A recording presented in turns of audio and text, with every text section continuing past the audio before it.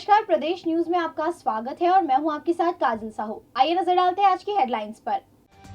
छत्तीसगढ़ से frozen food packets के products की पहली खेप भेजी गई विदेश। मुख्यमंत्री ने हरी झंडी दिखाकर रथ को किया रवाना। छत्तीसगढ़ में फिर से पकड़ने जा रहा है चुनावी बुखार। नगर निगम पालिका और नगर पंचायत का आरक्षण। और पेट की खातिर भीख मांगने को मजबूर है ये वृद्धा। बैंक से लेकर सचिव के चक्कर काट रही है देवकी। अब खबरें विस्तार से। मुख्यमंत्री भूपेश बघेल ने छत्तीसगढ़ के खाद्य प्रोसेसिंग उद्योग द्वारा निर्मित फ्रोजन फूड प्रोडक्ट्स गोल्ड की विदेश में जाने वाली पहली खेप की कंसाइनमेंट को हरी झंडी दिखा दिया है और रवाना भी किया है। इस अवसर पर मुख्यमंत्री बघेल ने कहा कि यह अत्यंत हर्ष की बात है कि छत्तीसगढ़ का स्वाद अब विदेश में भी चखा जाएगा। राज्य के बाहर देश विदेश में सभी छत्तीसगढ़ की माटी की सौगंध, महक और स्वाद का जादू का अधिक छाएगा। उन्होंने ये भी कहा कि इसकी शुरुआत ठीक 6 महीने पूर्व कोरोना संकट काल में हुई थी और इतने कम समय में एक नया उत्पाद छत्तीसगढ़ से देश के बाहर न्यूजीलैंड भेजा जा रहा है। इससे छत्तीसगढ़ का नाम देश और विदेश में और अधिक रोशन होगा।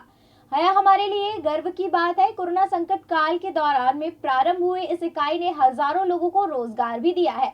लगभग 60% महिलाएं इस रोजगार में शामिल है। उन्होंने बताया कि बहुत ही जल्द छत्तीसगढ़ की माटी की महक के लिए गोल्ड की अब पहली frozen food range America, Canada, Maldives, Russia, Mauritius समेत मिडिल ईस्ट के बाजारों में भी अपनी पहचान बनाएंगे।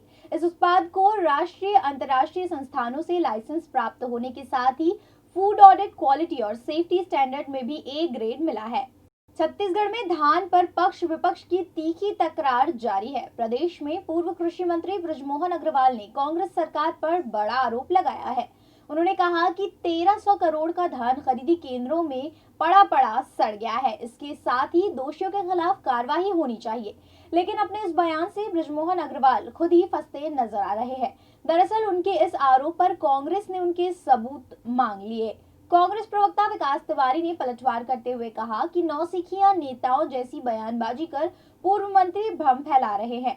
पूर्व कृषि मंत्री बृजमोहन अग्रवाल ने कहा कि प्रदेश में 1300 करोड़ धान का नुकसान हुआ है, जो कि पूरी तरह से सड़ चुका है। उनका यह आंकड़ा पूरा फर्जी है। विकास तिवारी ने कहा कि पूर्व मुख्यमंत्री डॉक्टर रमन सिंह की जगह पर कब्जा करने के लिए बृजमोहन अग्रवाल जनता को कंफ्यूज कर रहे हैं। भारतीय जनता पार्टी के पूर्ववर्ती सरकार के पूर्व कृषि मंत्री बृजमोहन अग्रवाल ने कहा कि 1300 करोड़ का धान प्रदेश में सड़ चुका है। यह पूर्णतः निराधार, झूठा, भ्रामक बयानबाजी है। बृजमोहन अग्रवाल वरिष्ठ नेता है और नौसिखिया नेताओं की तरह वो बयान दे रहे हैं। कांग्रेस पार्टी पूर्व कृषि मंत्री बृजमोहन अग्रवाल से यह पूछना चाहती है कि 1300 करोड़ का धान कहाँ कहाँ पर सड़ा, कहाँ किन जिलों में इनको यह जानकारी प्राप्त हुई, इसका खुलासा आंकड़ों सहित बृजमोहन अग्रवाल जी को करना चाहिए। अन्यथा भ्रामक, मिथ्यापूर्ण बयानबाजी करने के लिए उन्हें प्रदेश की जनता से माफी मांगनी चाहिए। राजधानी में सुविधाओं के नाम पर जमकर लापरवाही चल रही है।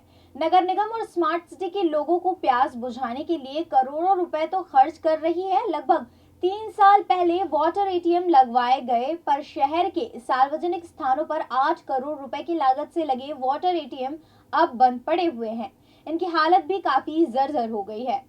रायपुर नगर निगम और रायपुर स्मार्ट सिटी लिमिटेड ने वाटर एटीएम लगाने के लिए शहर के विभिन्न चौक चौराहों समेत भीड़भाड़ वाली जगहों को चुना और वहां वाटर एटीएम भी लगाया है, पर कुछ महीने बाद ही ये वाटर एटीएम बंद हो गए। गार्डन, सरकारी कार्यालयों और प्रमुख थानों के पास लगे वाटर एटीएम अब जर्जर भी हो गए हैं, जबकि इनकी देखभाल की जिम्मेदारी नगर निगम की है। वाटर एटीएम से पानी तो नहीं निकल रहा है, पर निगम के खजाने से ठेकेदार के खाते में रकम जरूर पहुंच रही है। द न्यूज की टीम पड़ताल करते हुए राजधानी के 2 प्रमुख इलाकों में पहुंची। पहले गोल बाजार, जहां पर देखने मिला कि जय स्तंभ से गोल बाजार की ओर बढ़ने पर पुराने जोन कार्यकाल के पास वाटर एटीएम तो था, पर वाटर एटीएम का बैनर तक फटा मिला। वहां एटीएम भी जर्जर हो गए हैं।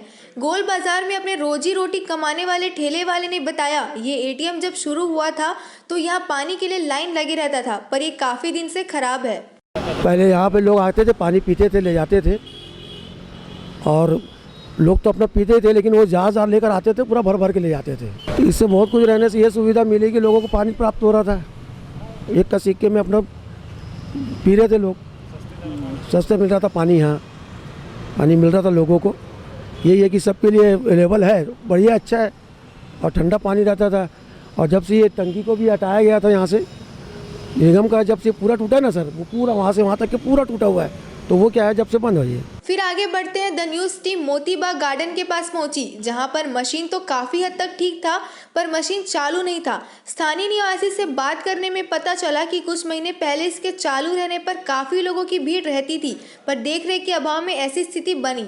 अब अभी तो गर्मी आने वाला है वाटर एटीएम के कारण से, जिसका सबसे ज़्यादा ज़रूरत है आम जनता को, और ये बंद होने से काफ़ी परेशानी है। गार्डन में भी अभी आगे जाके लोग आने वाले हैं, तो वाटर एटीएम अगर समय रहते जितना जल्दी हो सके प्रशासन से निवेदन है चालू हो जाए तो लोगों को सुविधाएं होंगी। अभी तो बहुत तकलीफ का सामना करना पड़ रहा है। अब ये जानना जरूरी हो गया था कि अधिकारियों का क्या कहना है। जब वाटर एटीएम के संबंध में सवाल पूछा गया तो GM-BR अग्रवाल वाटर एटीएम बंद होने आरोप कॉन्ट्रैक्टर के सर मरते हुए कहा कि 60 सालों तक एटीएम के देखरेख की जवाबदारी कॉन्ट्रैक्टर की है। पिछले 3 सालों में स्मार्ट सिटी और नगर निगम रायपुर से 40 वाटर एटीएम लगे हैं, जहाँ पे लोगों को आवागमन ज़्यादा है, शुद्ध पानी चाहिए, वहाँ पे जगह देख देख के वाटर एटीएम लगाए गए हैं।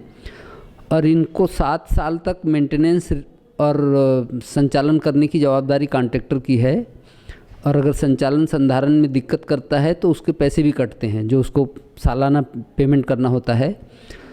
और हम लोगों को जैसी रिपोर्ट मिलती है कि यहाँ का वाटर एटीएम बंद है, वो कॉन्ट्रैक्टर को खबर करते हैं, उसके आदमी आके उसको 1 दिन के अंदर ठीक करते हैं।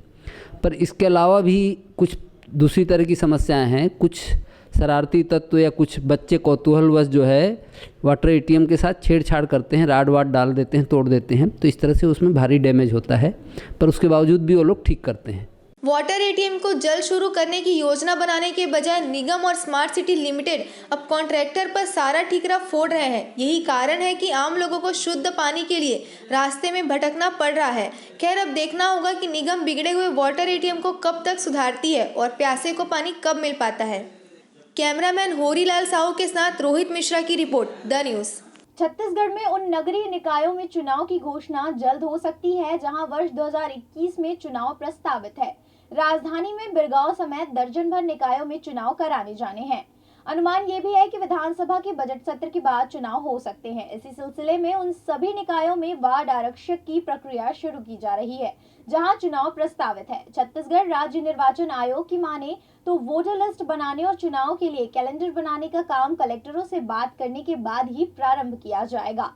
वोटर लिस्ट जितनी जल्दी बनेगा उतनी जल्दी निकाय चुनाव करा दिए जाएंगे। मालूम हो कि राज्य सरकार को निकायों को 6 महीने का एक्सटेंशन देने का अधिकार है। इस तरह ड्यू डेट जून तक की है, लेकिन फिर भी समय से पहले चुनाव कराने व प्रशासक न बैठाने की मंशा है। अब फरवरी तक वोटर लिस्ट बनी तो बजट सत्र के बाद चुनाव की घोषणा हो जाएगी। इनमें राज्य के 8 जिलों दुर्ग, बेमेतरा, रायपुर, कोरिया, सुकमा, बीजापुर, कांकेर और सूरजपुर के कुल 10 निकायों में आम निर्वाचन होंगे। नगर पालिका निगम भिलाई, रसाली और बिरगांव, नगर पालिका शिवपुर, चर्चा, नगर पंचायत मारो, कोटा, भैरमगढ़, भोपालपट्टनम, नहरपुर और प्रेमनगर शामिल है। धमतरी जिले के नगर पंचायत मगरलोड के वार्ड क्रमांक 11 में पार्षद पद के लिए उपनिर्वाचन होगा। इधर निकाय चुनाव की संभावना को देखते हुए स्थानीय मंत्री, सांसद, विधायक और पंचायत के नेताओं ने जनता के बीच गतिविधियां बढ़ा दी है। वे जनता से मेल जोल कर रहे हैं और समर्थकों को टिकट दिलवाने की संभावनाएं भी टटोल रहे हैं। इसके साथ ही लोगों की मांगों को और समस्याओं को दूर करने की कोशिश कर रहे हैं। अब छत्तीसगढ़ में जितने भी चुनाव हुए हैं, विधानसभा चुनाव के बाद जितने भी उपचुनाव हुए हैं, यहाँ के जनमत ने कांग्रेस के पक्ष में मतदान किया है। बिरगांव, भिलाई और रिसाली जैसे नगर निगमों का भी चुनाव होने वाले हैं। हम उम्मीद करते हैं, हमारी पूरी तैयारी है। पार्टी आदरणीय मोहन मरकाम जी के नेतृत्व में, माननीय भूपेश जी के नेतृत्व में तैयारियों में लगी हुई है और सभी नगरीय निकाय हम जीतेंगे। छत्तीसगढ़ में आज कोरोना के 560 पॉजिटिव मरीजों की पहचान हुई है, जबकि 6 लोगों की इलाज के दौरान मौत हो गई है। राहत की बात यह है कि इस बीमारी से 598 मरीज स्वस्थ होने के बाद डिस्चार्ज किए गए हैं। स्वास्थ्य विभाग के मुताबिक कोरोना से अब तक 2,86,277 लोग ठीक हो चुके हैं। अभी तक कोरोना से 3,594 लोगों की मौत हुई है। राज्य में एक्टिव मरीजों की संख्या 5,638 है। प्रदेश में 25,039 लोगों का कोरोना सैंपल लिया गया है। बढ़ते अगली खबर की ओर। कोरोना काल में शुरू कराई गई ई कार्ड योजना से निशुल्क इलाज का लाभ प्रदेश के 78 अस्पतालों में दिया जा रहा है।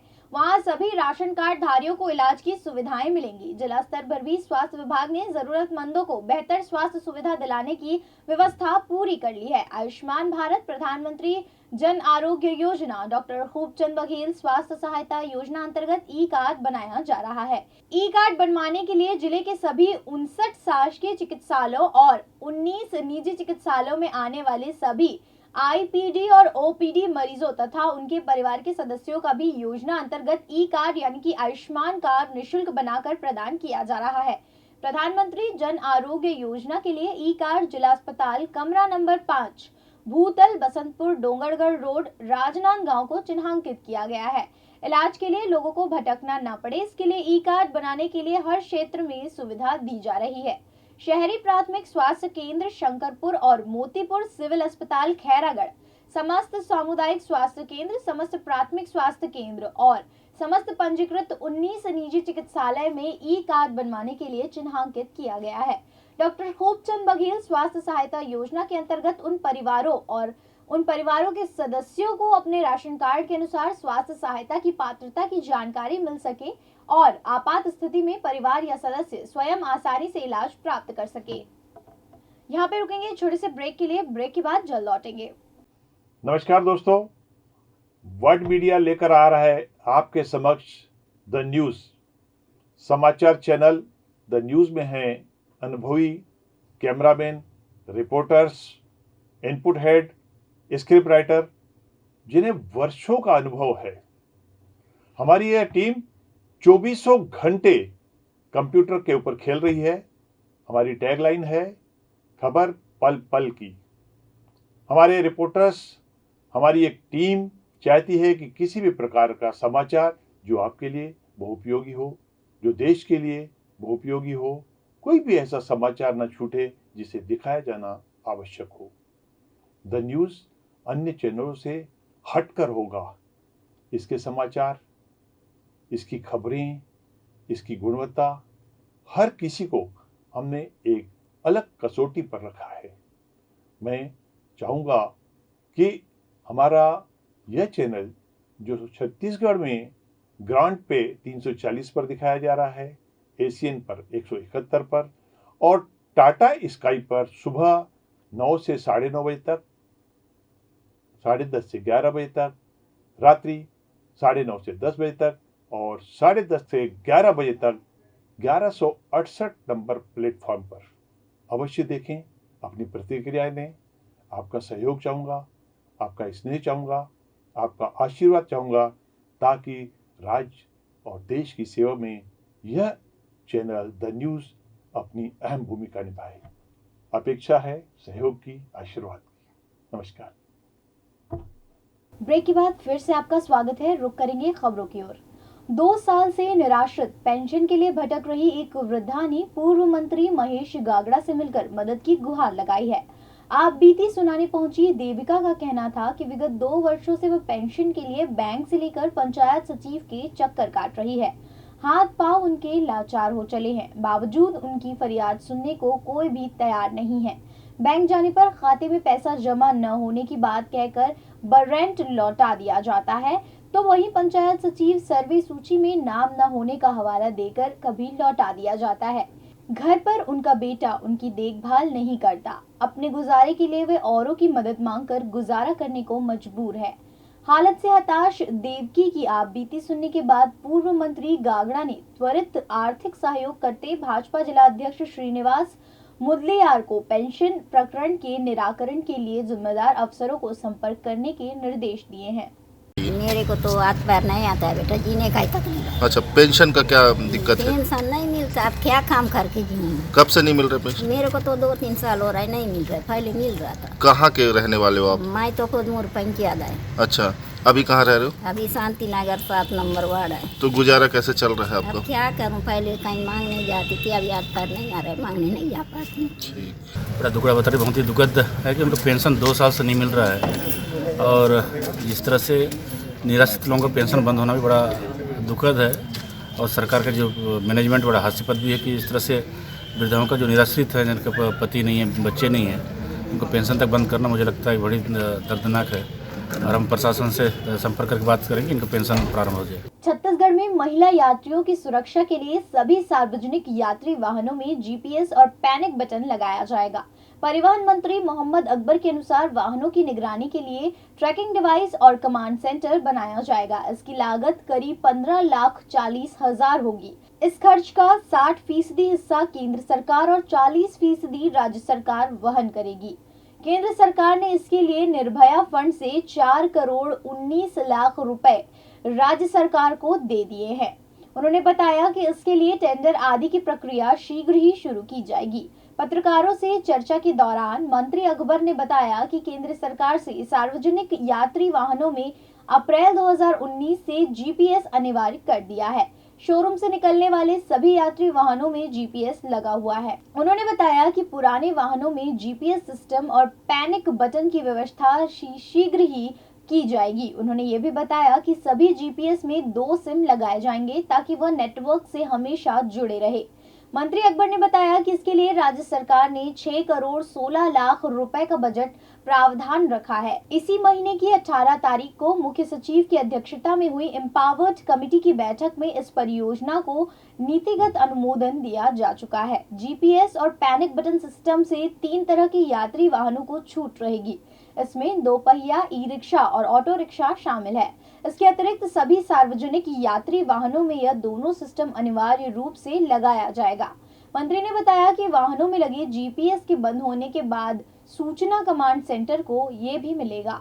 सभी सार्वजनिक वाहनों या उसको सेवायान भी कह सकते हैं, उसमें जीपीएस सिस्टम लगाना अनिवार्य किया गया है और ये निर्भया फंड से भारत सरकार से 60% की राशि प्राप्त हुई है। 15.40 करोड़ की पूरी योजना है, जिसमें 60% केंद्र शासन और 40% राज्य शासन के द्वारा वहन किया जाएगा। 1 जनवरी 2019 से इसको सभी नवीन वाहनों में अभी जो नवीन वाहन विक्रय होते हैं उसमें ये सिस्टम लगा हुआ होता है और जीपीएस सिस्टम के साथ वाहनों में पैनिक बटन होगा। इमरजेंसी में या अचानक से ऐसी कोई समस्या आ जाए किसी को, तो कोई महिला को विशेष करके, तो वो पैनिक बटन दबाकर और उसका जो कंट्रोल है वो कमांड जो होगा वो मुख्यालय में होगा, जिससे तत्काल ही यदि मेडिकली कोई समस्या है तो एम्बुलेंस सर्विस या जो पुलिस विभाग के द्वारा जो 112 तो उसको सूचित करके और तत्काल उसको राहत पहुंचाने के हिसाब से ये योजना। अब तक एक घर परिवार व समाज की उपेक्षापूर्ण व्यवहार झेलते आ रहे किन्नरों को समाज की मुख्य धारा से जोड़ने के लिए शासन की ओर से सहयोग मिलना शुरू हो गया है। समाज कल्याण विभाग की पहल पर राजधानी रायपुर से ही सरोना में किन्नरों के लिए पृथक से सामुदायिक भवन का निर्माण पूर्णता की ओर है, जहां थर्ड जेंडर समुदाय के सदस्यों को रोजगार सृजन के लिए विभिन्न तरह से प्रशिक्षित भी किया जाएगा। समाज के दोयम दर्जे का व्यवहार झेलते आ रहे थर्ड जेंडर समुदाय को जल्द ही अपना स्वयं का ठिकाना मिल जाएगा। हालांकि इसके पूर्व भी शासन स्तर पर इनके रहवास के लिए पृथक से व्यवस्था की गई है, लेकिन सरोना में बने सामुदायिक भवन इनका एक नया आश्रय स्थल होगा, जहां प्रदेश के अन्य स्थानों से राजधानी आने वाले थर्ड जेंडर समुदाय के सदस्यों को सुरक्षित आसरा मिलेगा, तो वहीं अपने कौशल व हुनर को विकसित करने के इच्छुक सदस्यों को या बाकायदा रोजगार मूलक प्रशिक्षण भी मिलेगा। इससे वे अपना स्वयं का रोजगार सृजित कर सके। इस संबंध में समाज कल्याण विभाग के जिम्मेदार अधिकारियों ने भी स्पष्ट किया है कि सरोना स्थित बीएसयूपी आवास के निकट ही थर्ड जेंडर समुदाय के लिए सामुदायिक भवन का निर्माण कराया गया है। यहाँ उनके रहने के साथ ही रोजगार मूलक प्रशिक्षण की भी व्यवस्था कराई जा रही है, ताकि वह सम्मानजनक जीवन यापन कर सके। मैं सबसे पहले तो नगरीय प्रशासन का दिल से धन्यवाद करती हूँ, क्योंकि हम काफ़ी सालों से लगातार संघर्ष कर रहे थे कि ट्रांसजेंडर कम्युनिटी के लिए एक सामुदायिक भवन हो, जहां हम अपने संस्कृति और जो भी कार्यक्रम हैं और वहां पे प्रशिक्षण हो, पढ़ाई लिखाई हो, ये सारा कार्यक्रम हम उस जगह पे आयोजित कर सके। तो पिछले साल ही हमारे लिए नगर निगम रायपुर ने एक सामुदायिक भवन जो है वो रायपुर सरोना में बनाए हैं और बहुत जल्दी उसकी जो है वो ओपनिंग भी होगी। और साथ ही साथ मैं समाज कल्याण विभाग का भी तहे दिल से धन्यवाद करती हूँ, क्योंकि समाज कल्याण विभाग जो है वो तृतीय लिंग व्यक्तियों के लिए एक पुनर्वास केंद्र जो है वो संचालित करने वाले हैं। थर्ड जेंडर के लिए यह हर्ष का विषय है कि अब शासन प्रशासन स्तर पर भी हमारे समुदाय के सम्मानजनक जीवन यापन के लिए ध्यान दिया जा रहा है। सरोना में बने सामुदायिक भवन के लिए उन्होंने समाज कल्याण विभाग, नगर निगम प्रशासन, जिला प्रशासन व शासन का धन्यवाद करते हुए कहा कि संयुक्त प्रयास से ही समुदाय के लोगों का भला हो सकता है। बाहर से राजधानी में किसी काम से आने वाले समुदाय के सदस्यों को यहाँ सुरक्षित आसरा भी मिलेगा और अपने हुनर को विकसित करने के इच्छुक सदस्यों को बेहतर प्रशिक्षण भी प्राप्त होगा। कैमरा पर्सन होरीलाल साहू के साथ दिनेश सोनी की रिपोर्ट। राजधानी रायपुर में भी दिखने लगी है देश भर में फैली वेब सीरीज स्टैंड अप की आग। भारतीय जनता युवा मोर्चा के कार्यकर्ता वेब सीरीज स्टैंड अप के विरोध में कर रहे हैं प्रदर्शन। साथ ही वेब सीरीज के निर्देशक अली अब्बास जफर और सैफ अली खान का पुतला फूंकते हुए जमकर नारेबाजी भी कर रहे हैं। भाजयुमो नेताओं ने तांडवों को बैन करने के बाद साथ ही उसके कलाकारों को गिरफ्तारी की भी मांग की है। भारतीय जनता युवा मोर्चा के संजू नारायण सिंह ने अपनी बात रखते हुए कहा कि 16 जनवरी को Amazon प्राइम में तांडव वेब सीरीज का प्रसारण किया गया था। वेब सीरीज में जिस प्रकार से हिंदू देवी देवताओं को दिखाया गया, इससे हम हिंदू धर्म के लोगों को ठेस पहुंची है। तांडव वेब सीरीज को तत्काल बैन किया जाए और वेब सीरीज के निर्देशक और फिल्म कलाकार के खिलाफ कड़ी कार्रवाई कर उन्हें गिरफ्तार किया जाए। उन्होंने ये भी कहा कि भाजयुमो पुलिस अधीक्षक के पास जाकर फिल्म के कलाकारों के खिलाफ FIR कर गिरफ्तारी की मांग भी कर रहे हैं। एक बार देखा जाता है कि हिंदू देवी देवताओं को लेकर गलत सीन फिल्माए जाते हैं जिसमें हिंदी समाज के लोगों को ठेस पहुंचता है। अब इस तरह का सीन सहन वो नहीं करेंगे। अमेजॉन प्राइम वेब सीरीज में तांडव फिल्म का प्रसारण किया गया और उस फिल्म में जिस प्रकार से हिंदू देवी देवताओं को अपमानित किया गया, निश्चित रूप से हम हिंदू समाज, हम हिंदू धर्म मानते हैं, हम सभी को आत्मीय ठेस पहुंची है। हमारा मांग यही है कि तांडव जो फिल्म है उसको तत्काल बंद किया जाए। उसके अलावा जो वेब सीरीज के जो मालिक हैं उनके ऊपर कड़ी कार्रवाई की जाए। आज हम सभी भाइयों ने अभी उसके खिलाफ जो तांडव फिल्म के निर्देशक हैं उनके खिलाफ आज हम लोगों ने पुतला दहन किया है।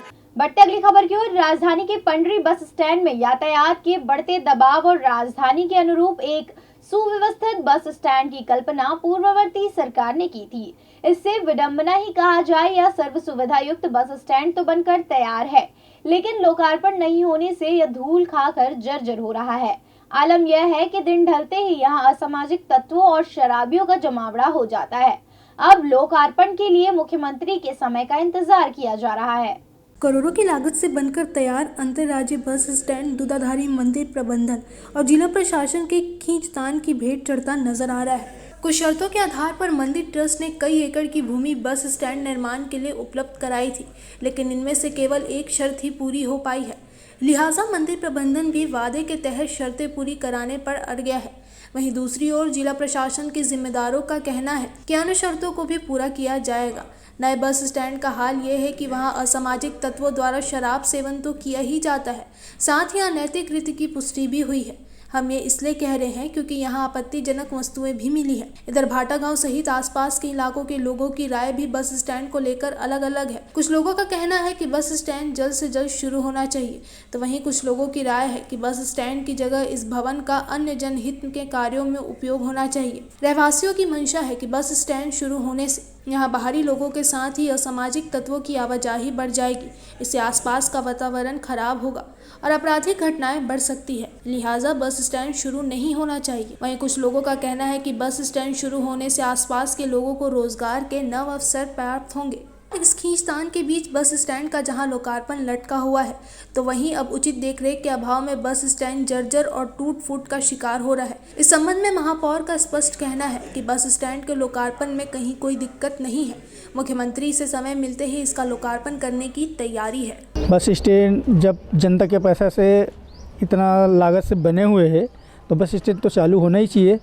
और बस स्टैंड चालू होने से ये आसपास के जो नागरिक है ओकर मन लेना एक आय के स्रोत, आय के साधन बन जाई। बस स्टैंड बन गए लेकिन चालू होना बहुत ज़रूरी है। अब यहाँ तो ऐसा है भैया, क्या बोले, यहाँ तो सब शुरू से मीडियम परिवार से हैं, सब रोज़ कमाना रोज़ खाना है। पर यहाँ बस स्टैंड के बजाय मान के चलिए अगर यहाँ कॉलेज या अगर हॉस्पिटल हो जाता तो ज़्यादा अच्छा, क्योंकि सभी तरफ से वो सेंटर में पड़ता है। और यहाँ बीच बस्ती से बस स्टैंड होकर के निकालेंगे तो क्या मतलब, यहाँ तो कई घर भी उजड़ जाएगा। अभी हालांकि बस स्टैंड बनकर तैयार हो गया है मगर अभी लोकार्पण नहीं हुआ है। बस स्टैंड चालू नहीं होना चाहिए।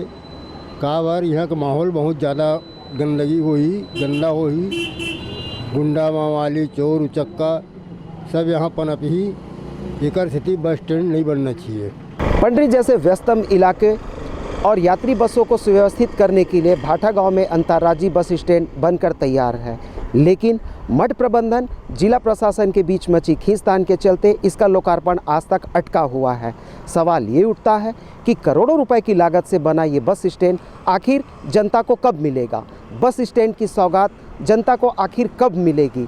जिम्मेदार इसके लिए अपना अपना पक्ष तो रखते हैं, लेकिन सवाल घूम फिर कर वही आता है कि आखिर जनता की खून पसीने और गाढ़ी कमाई से निर्मित ये बस स्टैंड आखिर जनता को कब मिलेगा? वर्तमान में आलम यह है, लोकार्पण नहीं होने से भवन जर्जर हो रहा है, जगह जगह कांच तड़की हुई है, टूटी फूटी हुई है। असामाजिक तत्व दिन ढलते ही यहाँ नशाखोरी करने के लिए जमा हो जाते हैं। कहने के लिए चौकीदार तो यहाँ है, लेकिन इसके बाद भी यहाँ का हालत क्या है ये हम देख चुके हैं। शहर की जनता भी ये देख चुकी है। शहर की जनता को बेसब्री से बस स्टैंड की सौगात चाहिए, लेकिन आसपास के जो रहवासी हैं उनका भी अलग अलग मत है। बहुत सारे लोगों का कहना यह है कि बस स्टैंड शुरू होना चाहिए, वहीं अधिकांश लोगों का कहना है कि बस स्टैंड शुरू होने से आसपास का वातावरण दूषित होगा, खराब होगा। कैमरामैन होरी साहू के साथ दिनेश सोनी, रायपुर, द न्यूज़। जाते जाते एक बार फिर से नजर डालते हैं हेडलाइंस की ओर। छत्तीसगढ़ से फ्रोजन फूड पैकेट्स के प्रोडक्ट्स की पहली खेप भेजी गई विदेश। मुख्यमंत्री ने हरी झंडी दिखाकर रथ को किया रवाना। छत्तीसगढ़ में फिर से पकड़ने जा रहा है चुनावी बुखार। नगर निगम पालिका और नगर पंचायत का आरक्षण। और पेट की खातिर भीख मांगने को मजबूर है ये वृद्धा। बैंक से लेकर सचिव के चक्कर काट रही है देवकी। आज के प्रदेश न्यूज में फिलहाल के लिए इतना ही। मुझे यानी काजल को दीजिए इजाजत, और खबरों के साथ ज्यादा अपडेट रहने के लिए जुड़े रहिए हमारे फेसबुक, यूट्यूब, इंस्टाग्राम, ट्विटर और हमारे वेबसाइट द न्यूज MPCG के साथ। तब तक के लिए नमस्कार।